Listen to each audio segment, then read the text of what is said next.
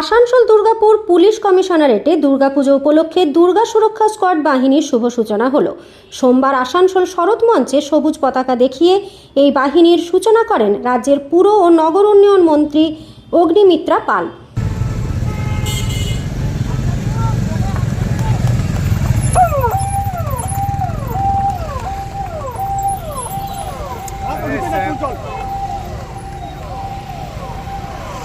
অনুষ্ঠানে উপস্থিত ছিলেন আসানসোল দুর্গাপুর পুলিশ কমিশনারেটের police commissioner doctor Pranab Kumar, পশ্চিম বর্ধমানের জেলা শাসক এস পন্নাওয়ালাম, আসানসোল পুর নিগমের কমিশনার দিলীপ মিশ্র সহ পুলিশ কমিশনারেটের আধিকারিকরা।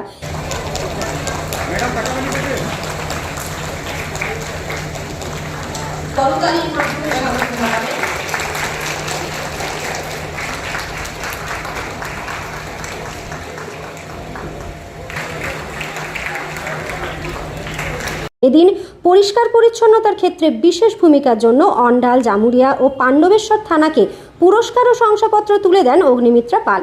দুর্গাপুজোর সময় সাধারণ মানুষের নিরাপত্তা ও সুষ্ঠু পরিবেশ নিশ্চিত করতে এই বিশেষ স্কোয়াড গুরুত্বপূর্ণ ভূমিকা পালন করবে।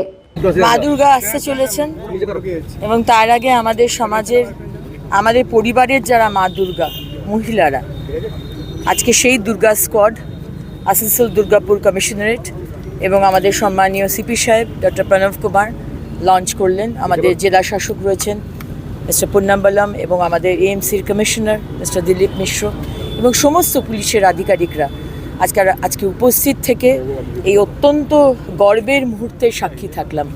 প্রায় 10 জন স্ত্রী শক্তি তারা আজকে দুর্গা স্কোয়াডের মেম্বার হয়ে 10টা মোটরসাইকেল এবং স্কুটি তারা ঘুরে বেড়াবেন আমাদের পুরো জেলায় এবং এরপরে দুর্গাপুরেও একটা লঞ্চ হবে, সেটা এখনও আজকে হয়নি।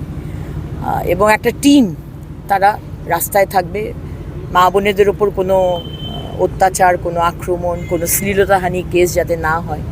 এবং মাননীয় মুখ্যমন্ত্রী শ্রী শুভেন্দু অধিকারী মহাশয় তো প্রথম দিন থেকেই ক্যাটেগরিক্যালি বলে দিয়েছেন যে জিরো টলারেন্স, মহিলাদের সুরক্ষায় যাতে কোনো রকম ঘাটতি না হয় এবং অত্যাচার না হয়।